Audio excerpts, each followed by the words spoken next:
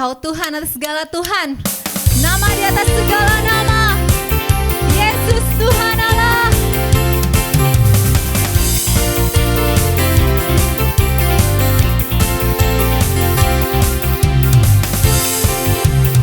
Tuhanku menara yang teguh, kota benteng perlindunganku,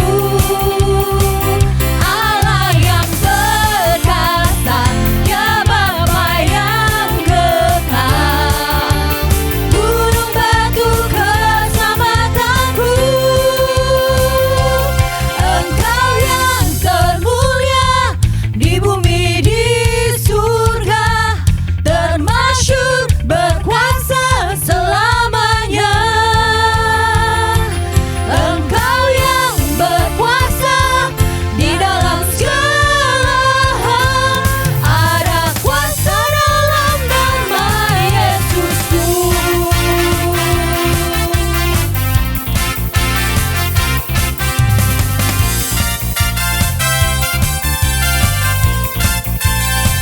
Namanya Tuhanku, menara yang teguh, kota benteng perlindunganku, Allah yang perkasa, ya Bapa yang kekal, gunung batu keselamatanku, Engkau yang termulia di bumi di surga, termasyhur berkuasa selamanya. Engkau yang berkuasa di dalam segala hal, ada kuasa dalam nama Yesusku. Nama di atas segala nama, atas segala nama, nama yang telah membebaskanku, segala kuasa tunduk pada nama itu, Yesus Tuhan segala Tuhan. Nama di atas segala nama, nama di atas segala nama, nama yang telah membebaskanku,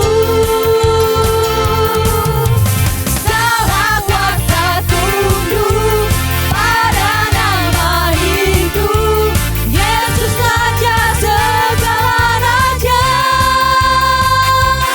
Engkau yang bermulia di bumi di surga, termasyhur berkuasa selamanya.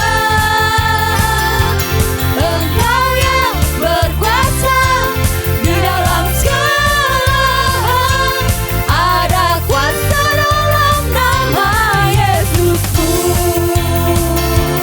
ada kuasa dalam nama Yesusku, ada kuasa dalam nama Yesusku. Terima kasih Tuhan. Kuasa-Mu sungguh Tuhan, itu yang membangkitkan setiap kami. Urapan Roh-Mu Tuhan yang bekerja melanda setiap kami. Terima kasih Tuhan Yesus.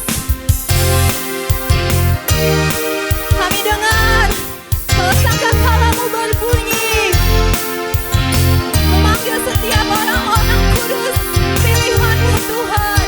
Sangkakala berbunyi,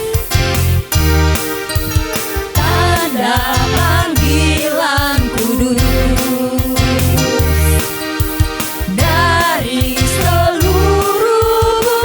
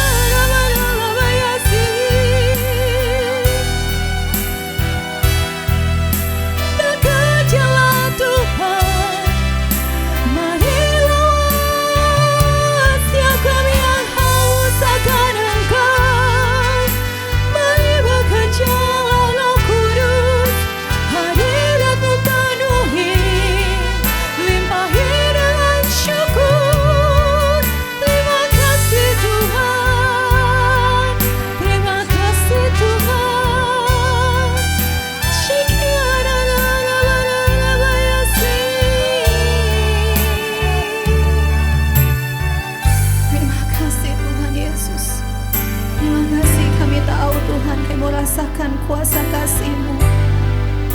Kami mau rasakan urapan-Mu Tuhan. Kami mau rasakan Roh Kudus-Mu atas setiap kami Tuhan. Api-Mu atas setiap kami, keluarga kami, rumah-rumah kami Tuhan. Bahkan atas bangsa ini Tuhan.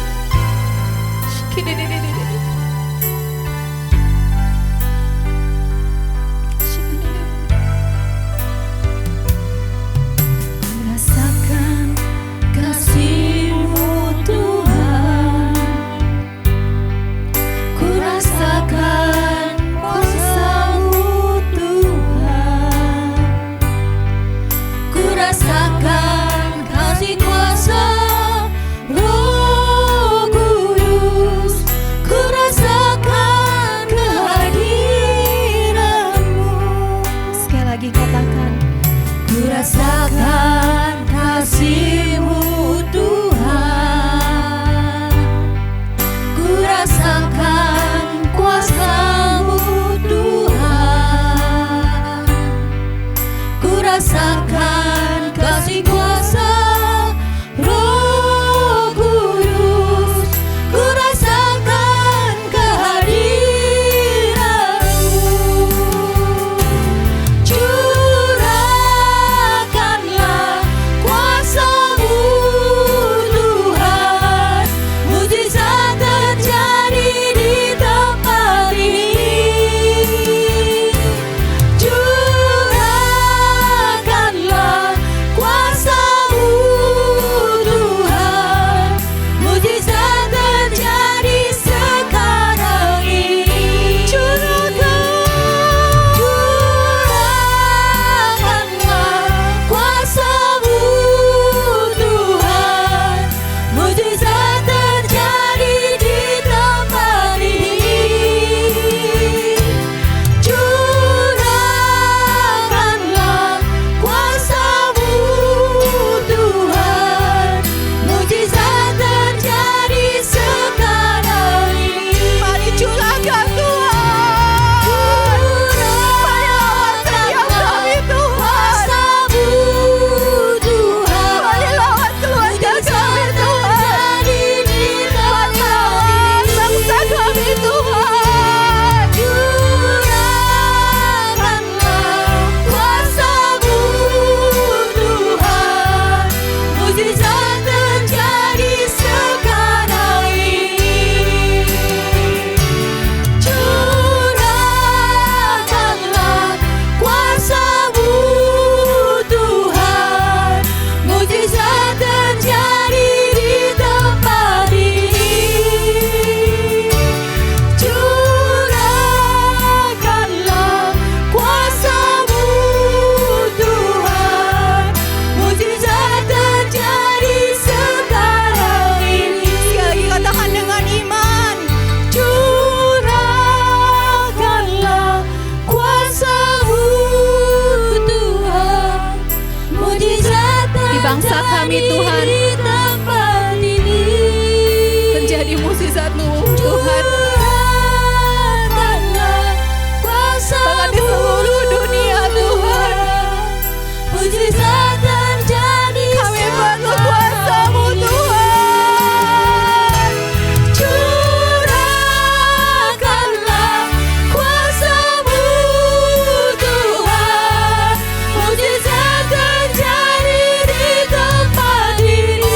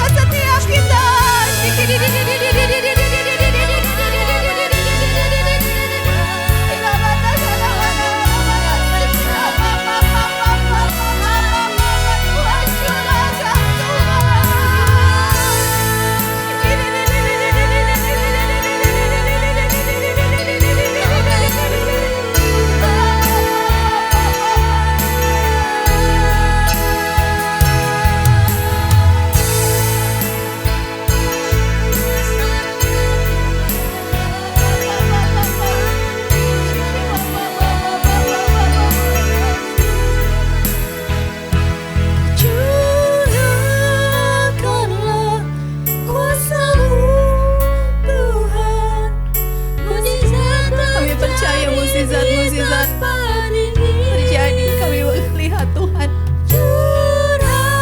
hal-hal mustahil, pintu-pintu gerbang yang sudah lama Tuhan terbuka. Mujizat terjadi sekarang ini. Di dalam nama Tuhan Yesus kami perkatakan setiap rantai-rantai itu akan diputuskan, setiap belenggu-belenggu dosa akan dipatahkan. Kami percaya kuasa-Mu Tuhan turun atas bangsa kami, atas keluarga kami, atas pekerjaan kami. Sesuatu yang besar akan kami lihat bersama dengan Engkau, Allah yang berkuasa. Yesus Tuhan namanya. Tuhan Yesus, terima kasih. Kami sungguh yakin percaya Allah yang kami sembah, Allah yang beri kami kemenangan, bahkan berikan Roh Kudus-Nya penghibur untuk menguatkan kami, berikan kuasa urapan untuk kami bisa kuat melalui hari-hari kami berjalan dari kemenangan kepada kemenangan, kemuliaan kepada kemuliaan. Terima kasih Tuhan Yesus. Saya percaya bahkan buat setiap firman yang akan ditaburkan ya Tuhan, firman itu akan jadi kekuatan buat kami, menjadi pengharapan buat kami. Kami percaya ya Tuhan, berkati hamba-Mu berlimpah-limpah Tuhan. Di dalam nama Tuhan Yesus kami siap. Amin. Shalom, Bapak Ibu Saudara yang dikasihi Tuhan Yesus. Wah, lama sekali kita tidak berjumpa di Petojo, tapi semoga satu kali nanti kita bisa berjumpa kembali sesudah PPKM selesai dan badai ini selesai, Saudara ya. Dan mari kita akan berdoa menyiapkan hati kita terima berkat firman Tuhan. Tuhan urapi perkataan firman sehingga kami dikuatkan, kami dipuaskan, kami dikokohkan dan melihat rancangan Tuhan diturunkan melalui kebenaran firman Tuhan yang akan termeterai dalam kehidupan kami. Berkati umat-Mu sehingga setiap kami sungguh-sungguh terima firman diberkati dalam nama Tuhan Yesus. Urapi hamba-Mu yang tidak berguna dan biar perkataan Tuhan saja yang mengalir memberkati setiap umat Tuhan. Haleluya. Amin. Amin. Puji nama Tuhan. Sekali lagi terima kasih buat kesempatan yang diberikan, dan tema saya hari ini adalah Rise Up, Saudara ya. Jadi memang kita harus bangkit, Saudara ya. Harus tetap naik. Walaupun situasinya sepertinya turun. Situasinya sepertinya memaksa kita untuk aduh susah sekali ya keadaannya, rasanya peluang-peluangnya makin kecil, makin sempit, makin susah. Tetapi saya percaya situasi apapun Tuhan dapat mengerjakan dan kita bersama dengan Tuhan. Nah, kita akan belajar satu kisah di Alkitab yang kemudian menjadi bagian atau sharing kita saat hari ini. Saya coba mencari kira-kira apa yang Tuhan mau bicara, dan Tuhan ingatkan di satu bagian ayat firman Tuhan ini, Rut pasal 1 ayat 20 dan 21. Rut pasal 1 ayat 20 dan ayat 21. Demikian firman Tuhan. Tetapi ia berkata kepada mereka, janganlah sebutkan aku Naomi, sebutkanlah aku Mara, sebab Yang Maha Kuasa telah melakukan banyak yang pahit kepadaku. Dengan tangan yang penuh aku pergi, tetapi dengan tangan yang kosong Tuhan memulangkan aku. Mengapakah kamu menyebutkan aku Naomi? Karena Tuhan telah naik saksi menentang aku, dan Yang Maha Kuasa telah mendatangkan malapetaka kepadaku. Nah, saudara pasti tahu kisah ini, tapi saya ingin menyoroti bukan tokoh Ruth-nya, tapi Naomi, ibu mertua atau wanita yang luar biasa ini menurut saya, saudara, ketika membaca firman Tuhan ini. Sebagai orang Israel pada masa itu, ketika mereka meninggalkan tanah perjanjian, seakan-akan mereka akhirnya seperti meninggalkan iman, meninggalkan kepercayaan mereka kepada Allah. Sehingga pada waktu Anda perhatikan di sana, ketika Naomi tidak berhasil dan kemudian pergi dari tanah perjanjian dan kembali kemudian dengan tangan yang kosong, dia merasa bahwa semua ini karena Tuhan, gitu ya. Tuhan tidak mengizinkan usaha kami berhasil. Bahkan akhirnya kepahitan yang diberikan Tuhan. Nah, Bapak Ibu dikasihi Tuhan Yesus, apakah benar demikian? Atau juga mungkin sebenarnya karena keputusan-keputusan kita. Kan itu persoalannya, saudara ya. Tapi Naomi merasa tentu sebagai orang Israel, Tuhan melawan. Tuhan menjadi naik saksi, naik banding. Sepertinya Tuhan yang menentang seluruh kehidupannya. Tetapi saya percaya Bapak Ibu bahwa memang Tuhanlah yang merancangkan masa depan setiap orang. Tuhan yang menuliskan kisah kehidupan setiap orang. Tetapi yang menarik adalah bahwa saya mengingat kata-kata ini, bahwa apa yang terjadi hari ini itu karena keputusan-keputusan kita di masa lalu. Dan keputusan kita hari ini akan menentukan hari esok. Nah, sekali lagi Anda tidak bisa mengubahkan hari kemarin, yang bisa diubahkan adalah hari esok, saudara. Nah, Bapak Ibu yang dikasihi Tuhan Yesus, saya mengajak setiap saudara hari ini, mari kita akan belajar apa yang harus kita lakukan, apa yang kita dapatkan melalui kisah yang menarik dan luar biasa ini tentang seorang wanita yang bernama Naomi. Seorang wanita yang melalui pergumulan hidupnya luar biasa, saudara ya. Karena akhirnya dari memiliki kekayaan, tangan penuh katanya ya dengan pasangannya, akhirnya pulang dalam situasi kejandaan, situasi keterpurukan, situasi yang tidak menarik. Tapi mengapa kisah orang yang tidak berhasil ini dicatat oleh Alkitab? Itu kan menjadi menarik, saudara ya. Mengapa kisah orang gagal ini, wanita gagal ini ditulis oleh Alkitab? Bahkan perhatikan baik-baik, hanya sedikit bagian firman Tuhan atau kitab yang disebutkan wanita, saudara ya. Ada Esther, ada Ruth. Selebihnya rata-rata kita melihat kisah keheroikan, kisah iman atau kisah kegagalan seorang pria. Tapi ini wanita. Nah, mari kita akan belajar bahwa apa yang kita pelajari. Pertama, Bapak Ibu, pelajaran pertama adalah masalah pasti ada. Sepanjang Anda dengan saya hidup di bumi ini, masalah pasti ada. Dan jangan mengharapkan tidak ada masalah. Ruth berpikir ketika terjadi malapetaka atau terjadi persoalan di Israel dengan kelaparan, maka dia mencoba menemukan cara. Saya tidak mau kena masalah ini, maka saya akan mencari jalan keluar. Kemudian dia berusaha mencari jalan keluar yang dia rasa yang terbaik, saudara, yang terbaik. Yaitu keluar dari tanah perjanjian dan menemukan tempat yang baru. Nah, seperti pandemi ini, saudara, ini masalah katanya, dalam hidup ini masalah itu ada dua. Ada masalah yang dapat dihindari dan masalah yang tidak dapat dihindari. Kalau karena uang, kita menghindari bisa dengan kerja keras, dengan banyak teman, dengan meminta pinjaman, saudara ya. Dan kemudian kita menginvestasikan uang kita dengan usaha, pembelian barang dan semuanya. Mungkin itu akan bisa menyelesaikan atau bisa dapat terpenuhi kebutuhan kita tanpa ada masalah. Tetapi seringkali ada situasi di mana masalah itu tidak dapat dihindari. Pandemi ini, Anda mau lari kemanapun, Anda menutup rumah sekalipun, tetap Anda butuh orang lain, tetap ada persoalan. Anda, Pak, saya nggak mau ibadah, takut kena COVID, Pak, saya di rumah online, betul. Tetapi Anda tetap harus berhubungan dengan dunia luar. Gak bisa dihindari. Ada masalah-masalah yang terjadi yang tidak dapat dihindari. Dan salah satunya adalah kematian, Bapak Ibu. Dan pada bulan Juli kemarin, saya kehilangan orang yang begitu dekat dengan hidup saya, saudara ya. Orang yang termasuk ring terdekat lah dalam kehidupan saya, akhirnya meninggal karena COVID ini. Ada 3 orang, saudara ya. Yang akhirnya rasanya tangisan itu nggak tahan, saudara ya. Nangis terus. Kehilangan karena mimpi saya bersama dengan dia. Karena apa yang saya bangun juga bersama dengan dia. Dan sekarang lagi menunggu Tuhan, apa rencanamu? Apa yang kau mau? Apa yang Tuhan mau kerjakan? Jadi lagi berpikir, saudara, lagi berdoa, bergumul. Nah, saya mengajak setiap saudara hari ini, mari belajar. Anda tidak bisa lari dari masalah. Karena masalah bisa mendatangi saudara. Yang tidak punya masalah cuma satu, di rorotan, saudara ya. Atau juga mungkin di tanah kusir. Atau mungkin juga di karet bifak. Orang yang meninggal lah yang nggak punya masalah.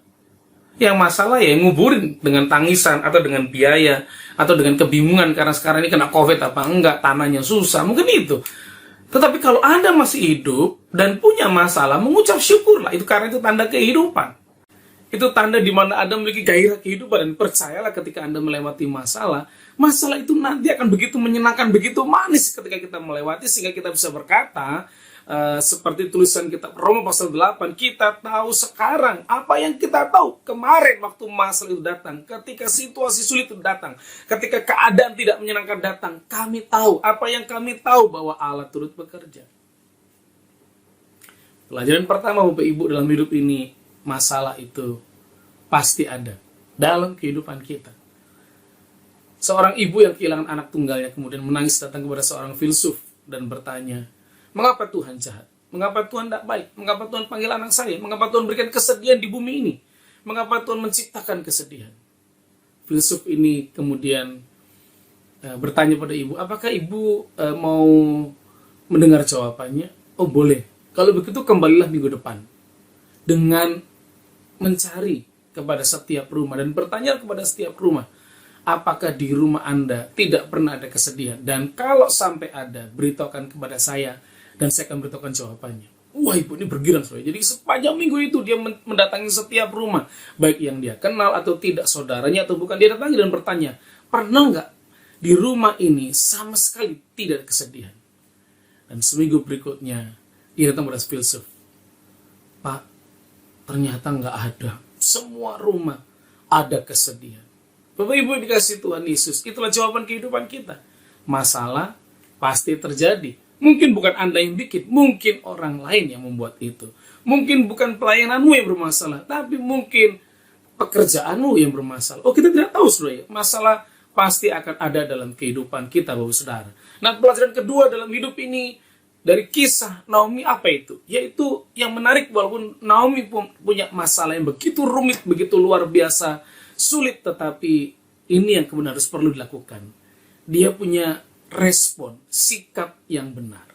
Memiliki respon, sikap yang benar. Apa itu? Berani menerima atau mengakui kegagalan.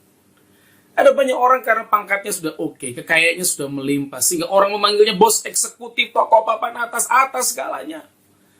Begitu jatuh ada post power syndrome. Begitu terpuruk, malu.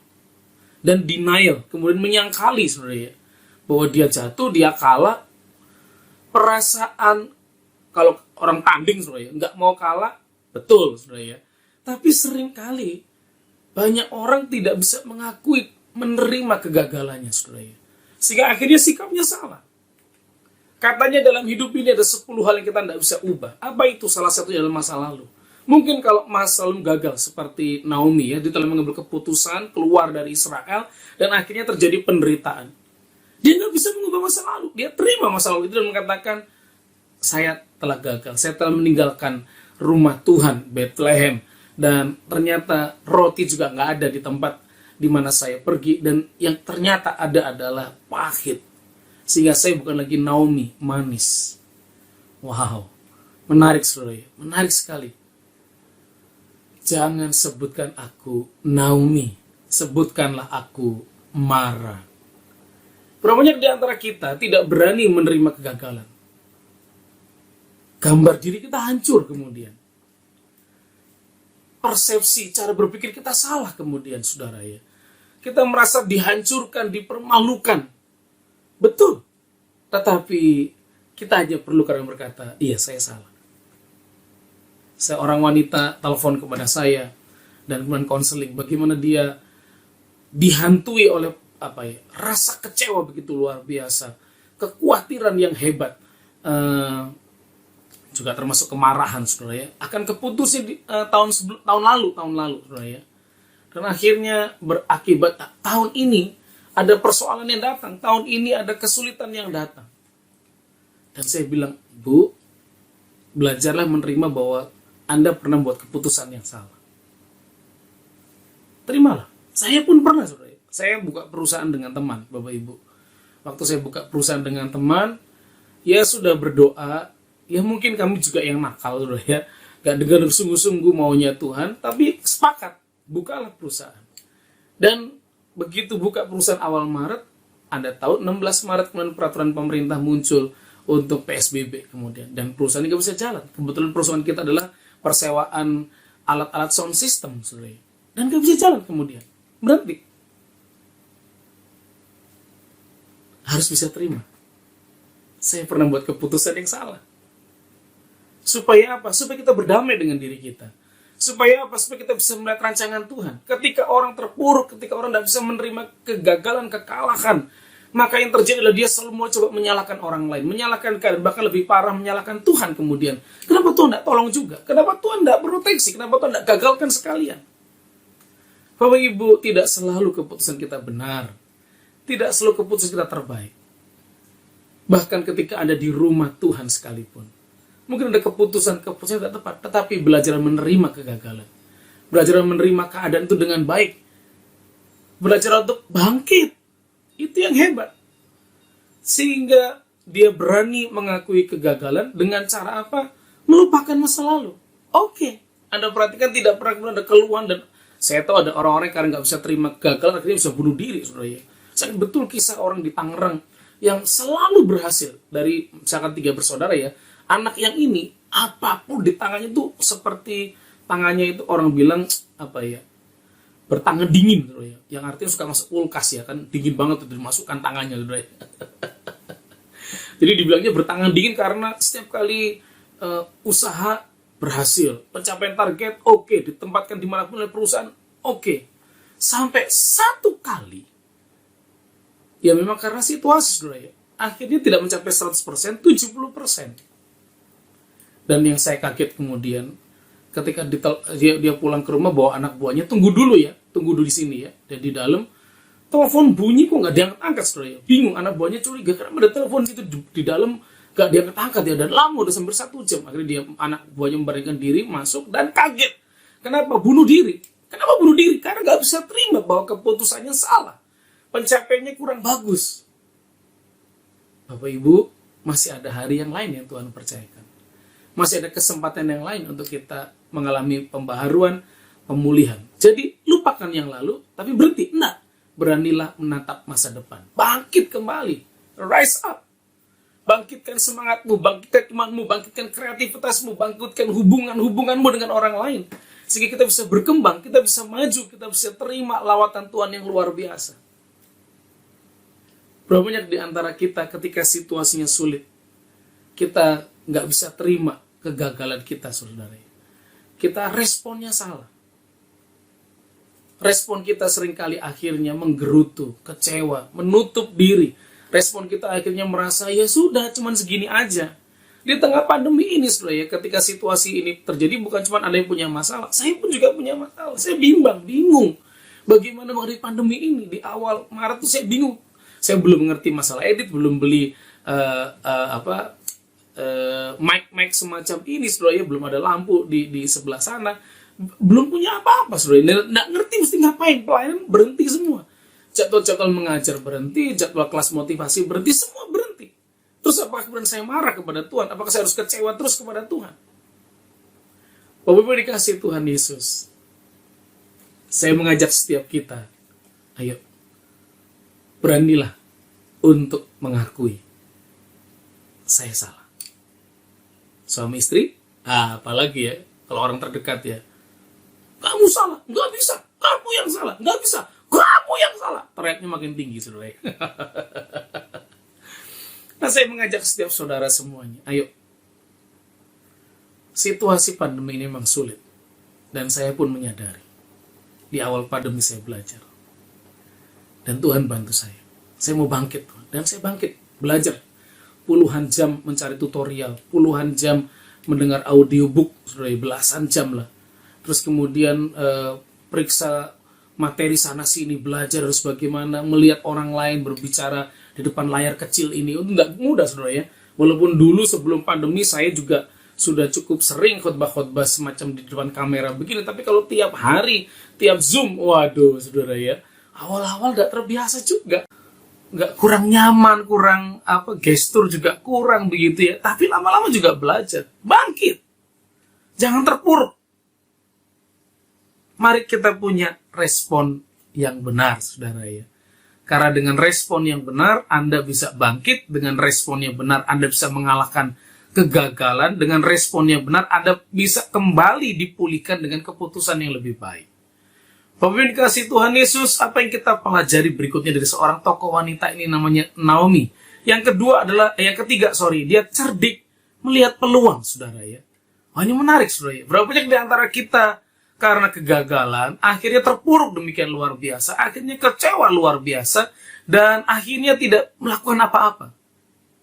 Oh ibu, Naomi cerdik sekali melihat peluang.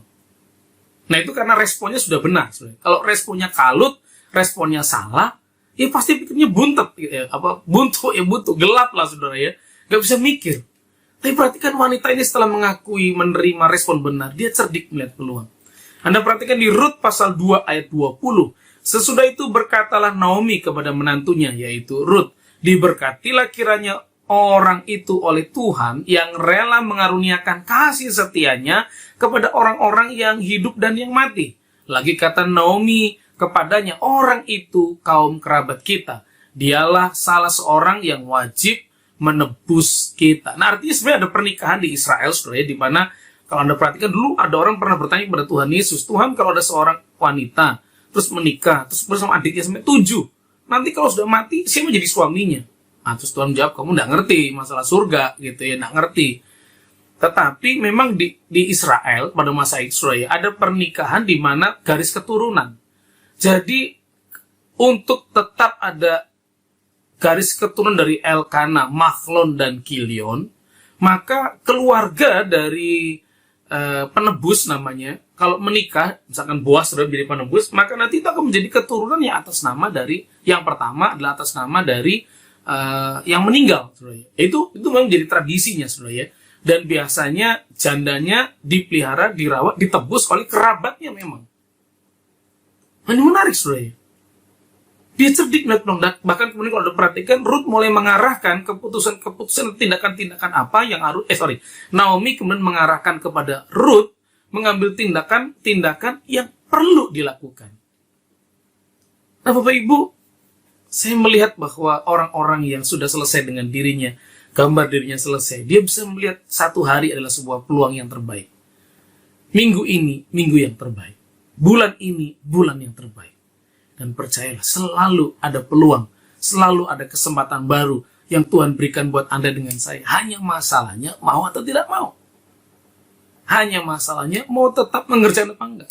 Bapak Saudara dikasih Tuhan Yesus, saya awalnya tidak sepakat. Awalnya mungkin saya kurang tahu lah sebenarnya. Tapi kemudian saya menjadi setelah jadi dosen 15 tahun, mulai menyadari betul sebenarnya, bahwa gagal dan berhasilnya seseorang itu dapat diprediksi Bapak Ibu. Orang yang bakal sukses apa enggak bisa diprediksi. Lu kok bisa? Ya jelas dong Bapak Ibu. Sekarang saya mengerti, dulu waktu di kampus Sati Malang, saya dikasih oleh dosen saya, saudara ya. Kalau mau lihat hamba Tuhan besar, di kampus ini bisa dilihat. Loh saya kan bingung saudara. Bagaimana mungkin di kampus bisa dilihat?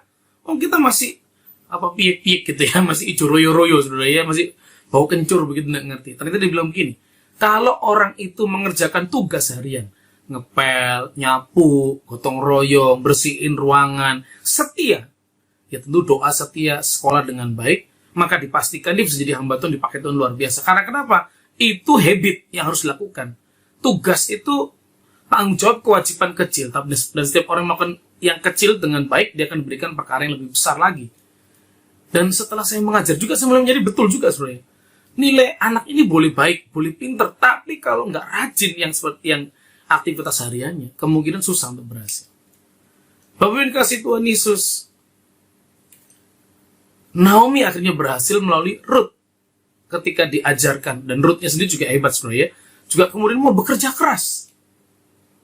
Kalau Anda mendidik anak-anakmu, kalau kamu mendidik dirimu untuk tetap kerja keras, melakukan yang terbaik, mengupayakan yang terbaik, maka percayalah, pandemi ini tidak menghalangi saudara. Pandemi ini memang karena epidemi, menghentikan sementara kegiatanmu, pikiranmu, mimpimu, hasratmu. Tapi dengar baik-baik, pandemi ini bisa menjadi akademi untuk Anda dengan saya lebih baik. Bapak Ibu yang dikasihi Tuhan Yesus, mari kita akan seperti Naomi. Naomi dan Ruth ini menjadi berhasil. Saya percaya mereka menjadi berhasil. Kecerdikan itu juga muncul ketika mereka membangun hubungan intim dengan Tuhan. Harvard University meneliti sebenarnya, kalau orang mau sukses setiap hari, rahasianya apa? Nah menariknya katanya, rahasia sukses orang dipengaruhi dari apa? yaitu apa yang dilakukan pada waktu pagi hari. Dan kata Harvard University katanya, saudara ya, bahwa kalau Anda mau menang setiap hari, maka kegiatan pertama yang harus Anda lakukan adalah renungkan firman saat teduh bersama dengan Tuhan. Wow. Karena kenapa? Dia punya masa depan. Dia pemilik rancangan masa depan, dia pemilik otak kita, dia pemilik kehidupan kita, dia bisa memberikan hikmat. Itulah kenapa kitab Amsal mengatakan takut akan Tuhan permulaan hikmat. Dan akuilah Tuhan dalam segala lakumu, maka dia akan menjadikan apa yang kita kerjakan berhasil. Karena kenapa? Rancangan masa depan itu milik Tuhan.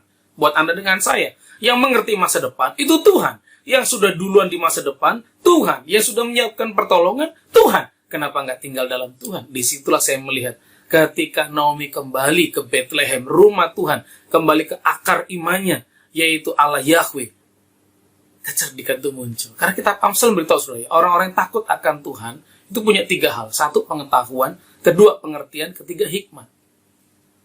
Awalnya nggak ngerti, tapi itu bisa membimbing, memberitahu. Saya ketika belajar pertama kali situasi pandemi ini, Tuhan, saya mesti belajar apa lagi ya? Cari YouTube, saudara ya. Editing atau apa? Kan Anda tahu ya, kalau di YouTube kan ribuan film, saudara ya, ribuan video, tutorial. Muncul yang pertama itu yang 1-5 lah, itu selalu yang memang saya butuhkan. Jadi saya nggak perlu nurun ke bawah, apalagi cari, selalu Tuhan atur, sehingga saya ada pengetahuan. Nah, pengetahuan tanpa pengertian, kita nggak bisa melakukan. Sebenarnya. Ada banyak orang dikasih tahu, diajarkan firman Tuhan, tapi nggak ngerti buat apa firman Tuhan. Nah, tinggallah dalam Tuhan.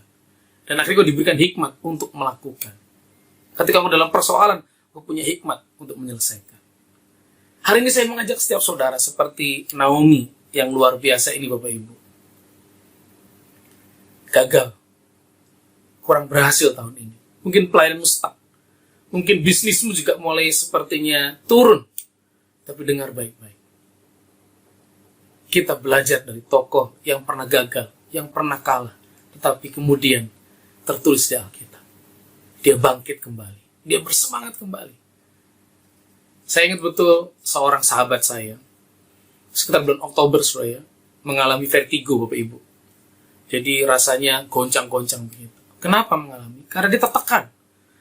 Pendapatan tidak ada sama sekali di perusahaan dia, saudara. Sementara dia gaji orang harus tetap jalan dan nggak punya uang simpanan mulai habis, akhirnya pakai uang pribadi untuk operasional.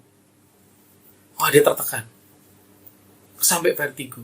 Waktu vertigo dia nangis, Tuhan, mengapa engkau izinkan? Tuhan bilang, loh, aku mengizinkan supaya engkau bergantung kepada aku. Oh, dia kaget. Bukankah aku mencari engkau selama ini?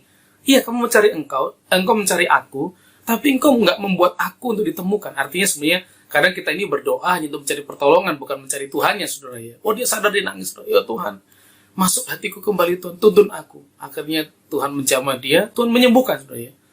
Yang luar biasa dia cerita, setelah disembuhkan Tuhan, saya nggak ada khawatir lagi, Pastor. Saya mau bersemangat, saya mau mengasihi Tuhan, melakukan apapun Tuhan mau. Dan akhirnya 1 kali jual barangnya dia, dan keuntungannya lebih 5 kali lipat lebih banyak dari teman-temannya kalau jual. Sehingga perusahaannya dengan keuntungan itu survive, saudara, 3 bulan. Sesudah 3 bulan, ada orang ngajak kongsian. Ternyata rukonya pindah lebih besar, dan bukan cuma 1, 2, barangnya lebih banyak. Ada hikmat, ada pengertian, ada pengetahuan. Nah, saya mengajak setiap saudara hari ini, apapun keadaanmu, bangkit bersama dengan Tuhan. Bangkit. Masalah pasti ada, tapi responmu harus benar. Dan ayo belajar menjadi orang-orang yang cerdik di hadapan Tuhan. Cerdik bersama dengan Tuhan. Kiranya Tuhan Yesus memberkati saudara, menguatkan setiap saudara. Dan hari ini, waktu engkau dengar firman Tuhan di tempat dudukmu, tempat tidur, jangan dengar firman Tuhan tempat tidur, nanti ngantuk, saudara ya. Apalagi sambil makan, jangan ya. Tapi di mana Anda berada hari ini, engkau sungguh-sungguh buka hati. Mari kita berdoa, minta pertolongan Tuhan. Tuhan Yesus, urapi setiap kami, berkati setiap sahabat-sahabat hamba-Mu di GSCA Petojo, Tuhan. Tuhan jamah, lawat, urapi, dan kami percaya kemenangan turun bagi setiap kami yang mungkin mulai merasa kalah, mulai menyerah, yang seperti mulai habis-habisan, berhenti. Tapi aku berdoa di dalam nama Tuhan, engkau bangkit, engkau dikuatkan, engkau dipuaskan, engkau melihat rancangan Tuhan, melihat kehendak Tuhan yang diturunkan atas seluruh kehidupan. Terima kasih buat umat-Mu Tuhan. Berkati setiap kami hari ini. Urapi kami dan yang sedang isoman, yang sedang berdoa buat usahanya, buat sakit penyakitnya. Tuhan sempurnakan, Tuhan sembuhkan di dalam nama Tuhan Yesus. Terima kasih buat kebaikan Bapa dan menyerahkan seluruh umat-Mu dalam nama Tuhan Yesus Kristus. Haleluya. Amin. Tetap bersemangat Bapak Ibu Saudara, tetap jaga kesehatan. Tuhan Yesus memberkati. Akhiri ibadah kita saat ini, kita akan menerima berkat, menyiapkan hati, mengangkat tangan kita. Tuhan memberkati dan melindungi engkau. Tuhan menyinari wajahnya kepada engkau dan memberi kasih karunia. Tuhan menghadapkan wajahnya kepada engkau dan memberi damai sejahtera. Kasih karunia Tuhan Yesus Kristus, persekutuan Roh Kudus menyertai saudara. Mulai hari ini sampai Maranatha, Tuhan Yesus datang kali yang kedua. Terpujilah nama Tuhan. Bapa, terima kasih. Bapa, terima kasih. Bapa di dalam surga, puji terima kasih. Amin. Terima kasih, Tuhan Yesus memberkati.